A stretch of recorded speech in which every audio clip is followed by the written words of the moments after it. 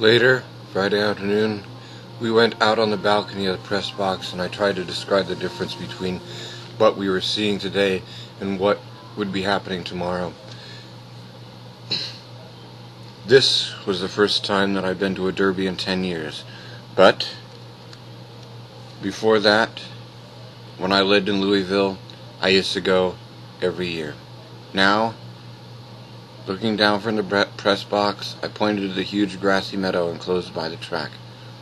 That whole thing, I said, will be jammed with people, 50,000 or so, and most of them staggering drunk. It's a fantastic scene. Thousands of people fainting, crying, copulating, trampling each other, and fighting with broken whiskey bottles. We'll have to spend some time out there, but it's hard to move around. Too many bodies. Is it safe out there? Will we ever come back? Sure, I said. We'll just have to be careful not to step on anybody's stomach and start a fight, I shrugged. Hell, this clubhouse scene right below us is almost as bad as the infield.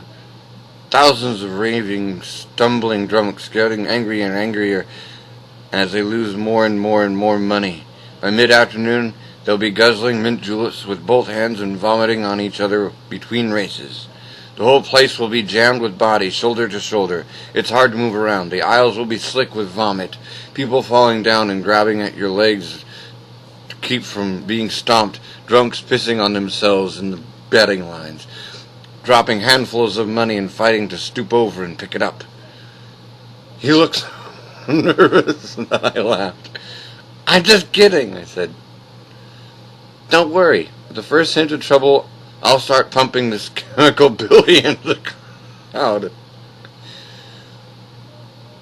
He had done a few good sketches, but so far we hadn't seen that special kind of face that I felt we'd need for a lead drawing. It was a face I'd seen 1,000 times at every derby I'd ever been to.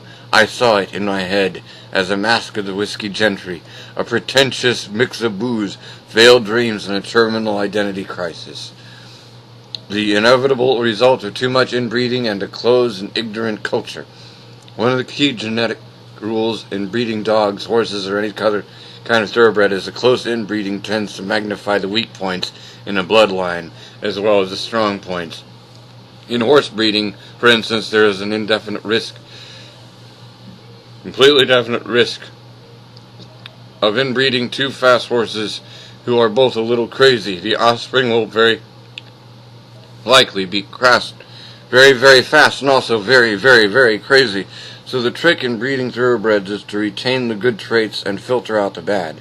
But the breeding of humans is not so widely supervised, particularly in the narrow southern society, where the closest kind of inbreeding is not only stylish and acceptable, but far more convenient to the parents than setting their offspring free to find their own mates, for their own reasons and in their own ways.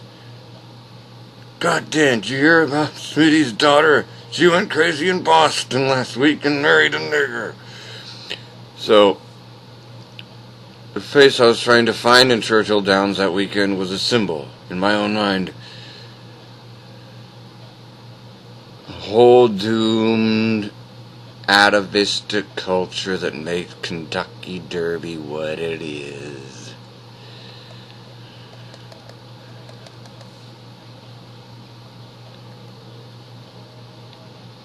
On our way back to the motel after Friday's races, I warned Stedman about some of the other problems we'd have to cope with.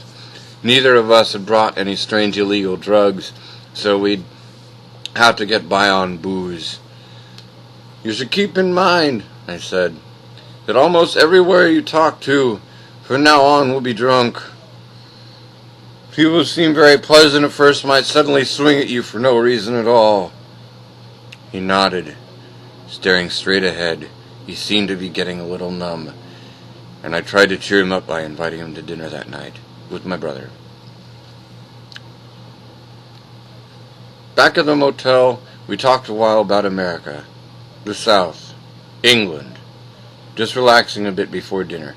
There was no way either of us could have known at that time that it would be the last normal conversation that we have. From that point on, the weekend became a vicious, drunken nightmare. We both went completely to pieces. The main problem was my prior attachment to Louisville, which naturally led to meetings with old friends, relatives, etc., many of whom were in the process of falling apart, going mad, plotting divorces, cracking up under the strain of terrible debts, or recovering from bad accidents. Right in the middle of the whole frenzied derby action, a member of my own family had to be completely institutionalized. This added a certain amount of strain to the situation, and since poor Stedman had no choice but to take whatever came his way, he was subjected to shock after shock. Another problem was his habit of sketching people he met in the various social situations I dragged him into, then giving them the sketches. The results were always unfortunate. I warned him several times about letting the subject see his foul renderings, but for some perverse reason, he kept doing it. Consequently, he was regarded with fear and loathing by nearly everyone he'd seen or even heard about his work. He couldn't understand it. It's sort of a joke, he kept saying. Why, in England, it's quite normal. People don't take offense. They understand that I'm just putting them on a bit. Fuck England, I said. This is Middle America. These people regard what you're doing to them as brutal. Bilious insult. Look what happened last night. I thought my brother was going to tear your head off. Stedman then shook his head very sadly. But I liked him. He struck me as a very decent, straightforward sort. Look, Rolf, I said, let's not kill ourselves. The very horrible drawing you gave him. It was the face of a monster. It got on his nerves very badly. I shrugged. Why in hell do you think we left the restaurant so fast? I thought it was because of the mace, he said. What mace? He grinned. When you shot it at the head waiter, don't you remember? No, that was nothing, I said. I missed him, and we were leaving anyways. But it got all over us, he said. The room was full of that damn gas. Your brother was sneezing and his wife was crying. My eyes hurt for 2 hours. I couldn't see the draw and he got back to the hotel. That's right, I said. The stuff got on her leg, didn't it? She was angry, he said. Well, no, okay. Figure we fucked up about equally on that one, okay? I said. From now on, let's try to be careful when we're around people I know. You won't sketch them and I won't mace them. Let's try to relax and get drunk. Right, he said. We'll go native. It was Saturday night, the day of the big race, and we were having breakfast in a plastic hamburger place called the Fish Meat Village. Our rooms were just across the road in the brown suburban hotel. They had a dining room, but the food was so bad, we couldn't handle it anymore. The waitress seemed to be suffering from shin splints. They moved around very slowly. All the waitresses, moaning and cursing the darkies in the kitchen. Stedman liked the fish meat place because it had fish and chips. I preferred the French toast, which was really basically pancake batter fried to the proper thickness and then chopped out of a sort of a cookie cutter to kind of resemble some pieces of toast. Beyond drink and lack of sleep, our only real problem at that point was the question to access the clubhouse. Finally, we decided to go ahead and steal 2 passes if necessary, rather than miss that part of the action. This was the last coherent decision we were able to form and or make for the next 48 hours. From that point on, almost from the very moment we started onto the track, we lost all control of events and spent the rest of the weekend churning around in a sea of drunken horrors. My notes and recollections from the Derby day are somewhat scrambled. But now, looking at that big red notebook I carried all through that scene, I see more or less what happened. The book itself is somewhat mangled and bent. Some of the pages are worn and torn and burned. Others are shriveled and stained by what appears to be whiskey. But taken as a whole, with sporadic memory flashes, the notes seem to tell the story. To wit, rain all night until dawn, no sleep. Christ, here we go, a nightmare of mud and sadness and madness, but no. By noon, the sun burns through. Perfect day, not even humid. Stedman is now worried about fire. Somebody told him about the clubhouse catching on fire 2 years ago. Could it happen again? Trapped in the press box. Holocaust. 100,000 people fighting to get out. Drunk screaming in the flames and the mud. Crazed horses running wild, blind in the smoke. Grandstand collapsing into the flames with us on the roof. Poor Ralph is about to crack, drinking heavily. Into the Heg and Heg.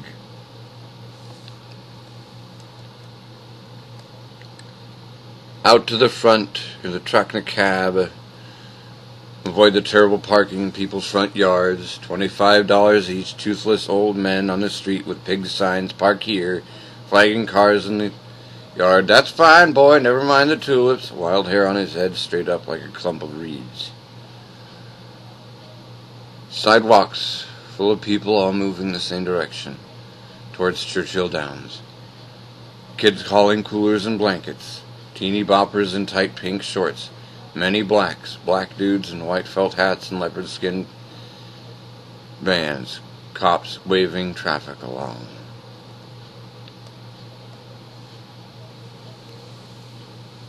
The mob was thick for many blocks around the track, very slow going in the crowd, very hot. On the way to the press box elevator just inside the clubhouse, we came upon a row of soldiers all carrying long white riot sticks, about 2 platoons, with helmets. A man walking next to us said they were waiting for the governor and his party. Stedman eyed them nervously. Why do they have those clubs? Black Panthers, I said. I remembered how good old Jimbo at the airport, and I wondered what he was thinking right now. Probably very nervous. The place was teeming with cops and soldiers. We pressed on through the crowd, through many gates, past the paddock where the jockeys bring the horses and out and parade around for a while before each race so the bettors can get a good look. $5 million will be bet today. Many winners, more losers. What the hell? The press gate was jammed up with people trying to get in, shouting at the guards, waving strange press badges, Chicago Sporting Times, Pittsburgh Police Athletic League. They were all turned away. Move on, fella. Make way for the working press. We shoved our way through the crowd and got in the elevator, then quickly out to the free bar. Why not? Get it on. Very hot today. Not feeling well. Must be this rotten climate. The press box was cool and airy. Plenty of room to walk around, and balcony seats for watching the race or looking down at the crowd. We got a bedding sheet and went outside.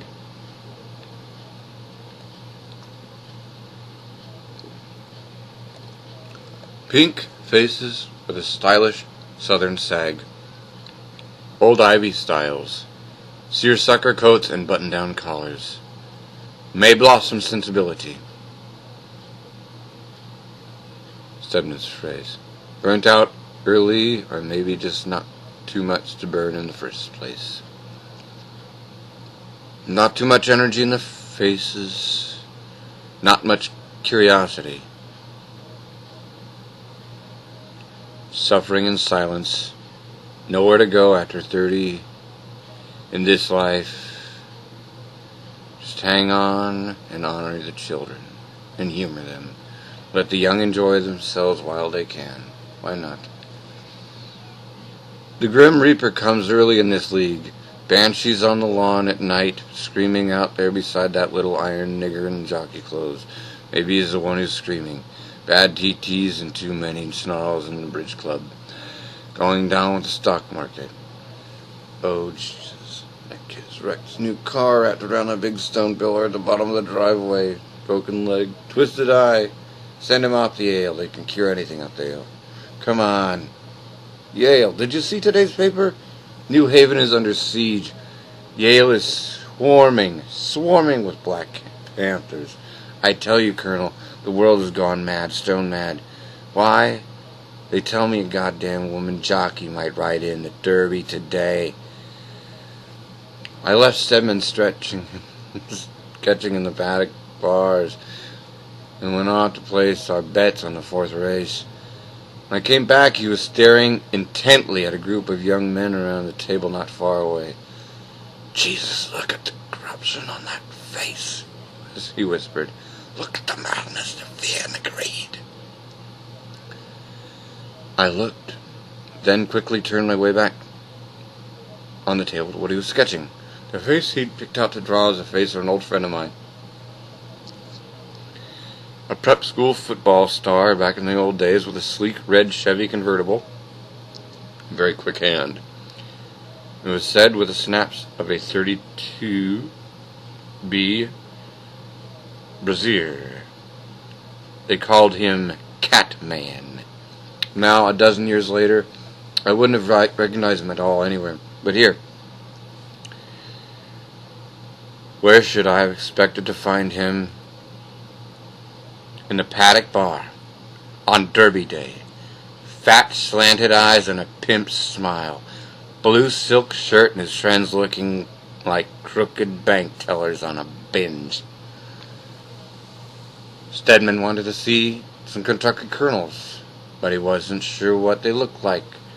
I told him to go back to the clubhouse men's rooms and look for men in white linen suits vomiting in the urinals.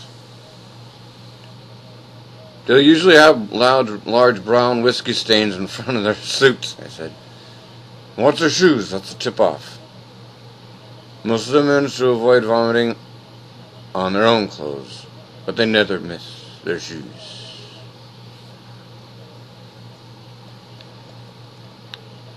In a box not far from ours was Colonel Anna Friedman Goldman, chairman and keeper of the Great Seal, the Honorable Order of Kentucky Colonels. Not all the 76 million or so Kentucky Colonels could make it to the Derby this year, but many had kept the faith. And several days prior to the Derby, they gathered for their annual dinner at the Seelbach Hotel. The Derby, the actual race, was scheduled for late afternoon, and the magic hour approached. I suggested to Stedman that we should probably spend some time in the infield. That boiling sea of people across the track from the clubhouse. He seemed a little bit nervous about it, but since none of the awful things I'd warned him about had happened so far, no race riots, no firestorms, no savage drunken attacks, he shrugged and said, Right, let's do it. To get there, we had to pass through many gates, each one set down in status, and then through a tunnel under the track. Emerging from the tunnel was such a culture shock it took us a while to adjust. God almighty! Stedman muttered. This is a... Jesus!